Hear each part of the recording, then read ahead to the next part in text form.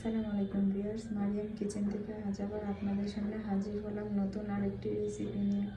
আজকে আমি আপনাদেরকে করে দেখাবো পালং শাক দিয়ে মুরগির মাংস। চলুন তাহলে রেসিপিটি শুরু করি।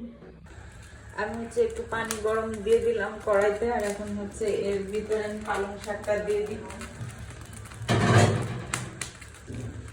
দিয়ে আমি একটু পালং শাকটা সিদ্ধ করে নিব।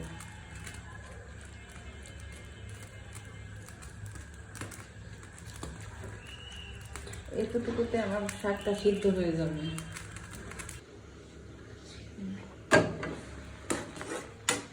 আমি এর থেকে বেশি আর শাকটা সিদ্ধ করব না। আমার শাকটা সিদ্ধ হয়ে গেছে। এখন আমি গরম পানিতে থেকে উঠিয়ে নিয়ে ঠান্ডা করে দেন আমি ব্লেন্ডার করে নিব।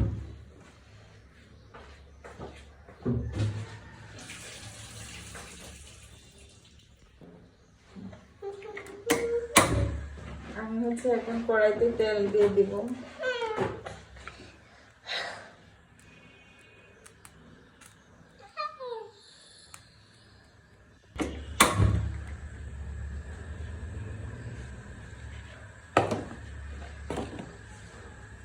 পেঁয়াজ কুচি দিয়ে দিচ্ছি।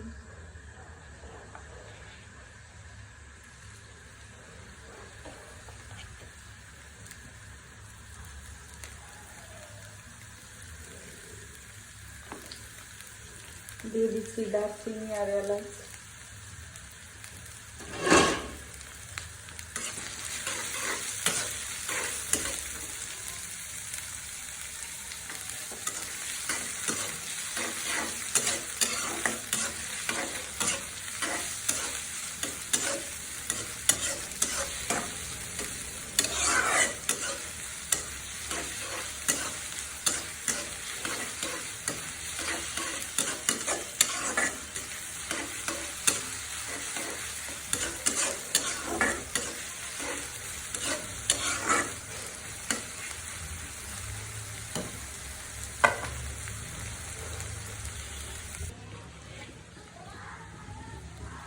আমি দিয়ে দিচ্ছি রসুন বাটা, দিয়ে দিচ্ছি আদা বাটা,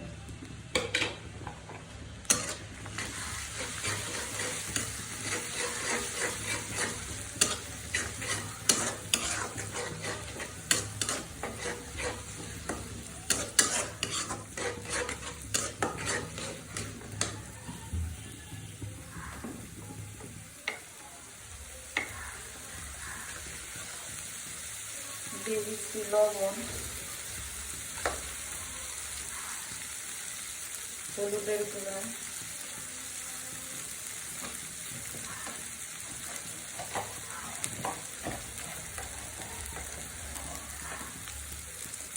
দিয়ে দিচ্ছি মরিচের গুঁড়া।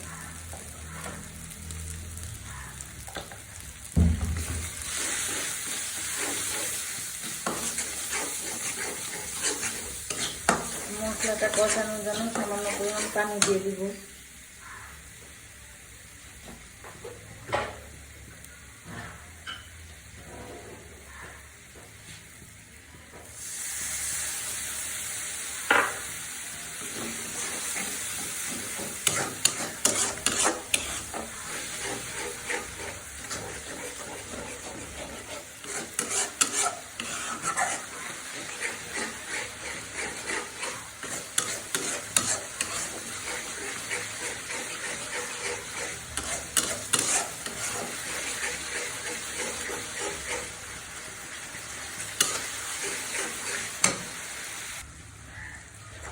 আমি এখন মুরগিটা দিয়ে দিচ্ছি।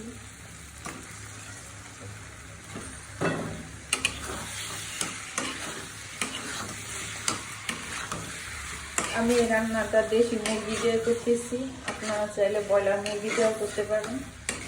সেক্ষেত্রে মুরগির মাংসটাকে একটু তেলে ভেজে নেবেন।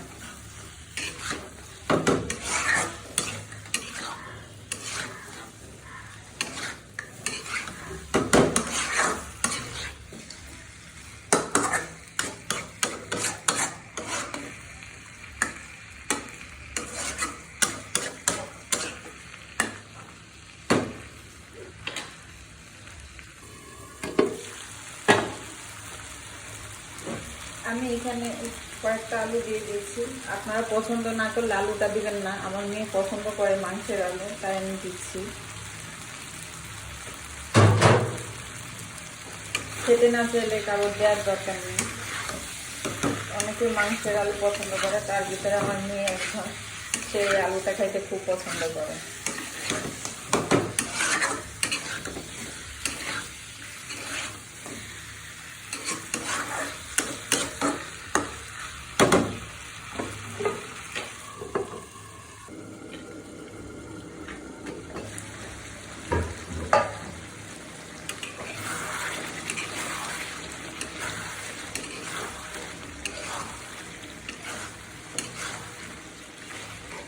আমি আলুটা মাংসটা সিদ্ধ হওয়ার জন্য পানি দিয়ে দিচ্ছি।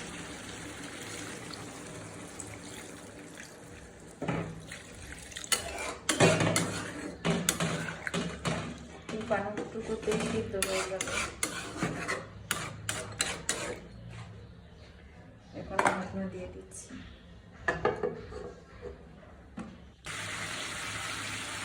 আমি এখন পালং শাকটা দিয়ে দিচ্ছি। আমি পালং শাকটা যে ব্লেন্ডার করে নিচ্ছিলাম হালকা।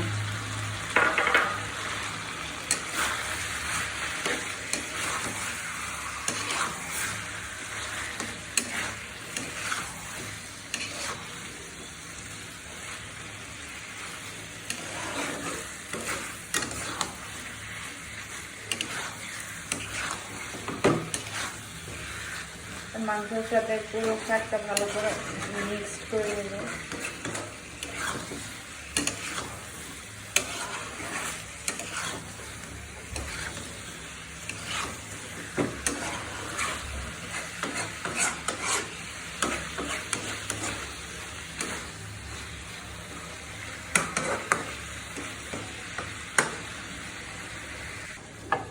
ঢাকনা দিয়ে দিচ্ছি।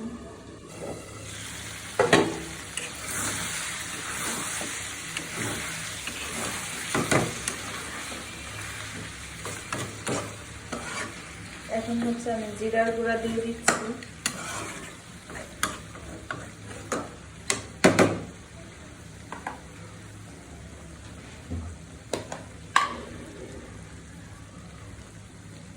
আমার রান্নাটা শেষ, এখন একটু সার্ভিং বলে তুলে নিব। আমার তৈরি হয়ে গেল পালং শাক দিয়ে মুরগির মাংস। সবাই বাসায় এভাবে ট্রাই করবেন, কেমন হয়েছে কমেন্টসে জানাবেন। ভিডিওটা ভালো লাগলে শেয়ার করে দিবেন। সবাই ভালো থাকবেন, সুস্থ থাকবেন, নিজের যত্ন নেবেন, নিজেকে ভালোবাসবেন, প্রাণ খুলে হাসবেন। আল্লাহ হাফেজ।